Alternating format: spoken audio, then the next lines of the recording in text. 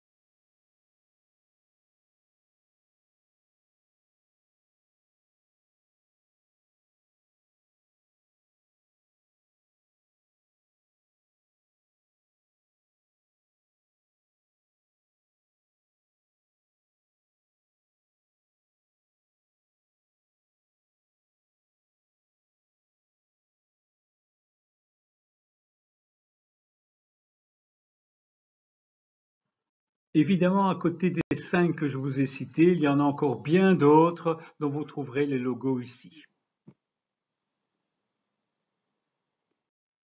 Deuxième grande famille d'outils intéressants pour le marketing digital, ce sont les outils CRM ou les outils qui vont gérer la relation client.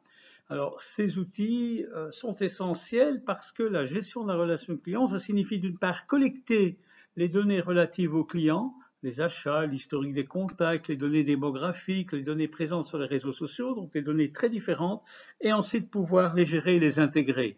Ça ne sert à rien d'avoir des bases de données différentes si elles ne communiquent pas entre elles. Le but, c'est qu'on va gérer sur base de ces données les opportunités marketing et les actions à entreprendre. L'objectif, c'est d'augmenter les ventes, d'augmenter la productivité et de pouvoir prévoir les réactions des cibles en fonction des actions marketing menées. Comment choisir un bon logiciel de CRM? Plusieurs critères sont importants. Il y a d'abord un critère relatif au coût. Évidemment, on en a, tous ceux sur le marché, il y en a vraiment à tous les prix. La capacité de pouvoir évoluer et surtout une modularité qui permette de rajouter des éléments complémentaires. La facilité d'utilisation est aussi fort importante parce que certains relèvent de la programmation pure, d'autres sont des intégrés beaucoup plus dynamiques et bien sûr le nombre de fonctionnalités offertes. Tout ça de manière à pouvoir intégrer des données, intégrer des outils complémentaires.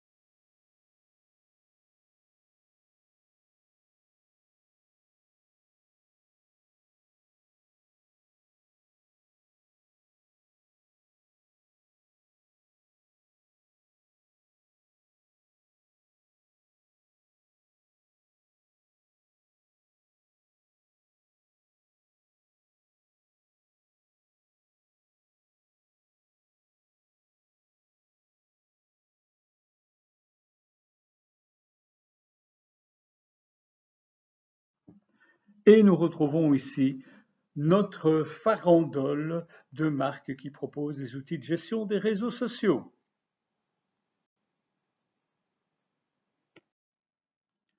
Il existe plusieurs outils de gestion finalement du référencement.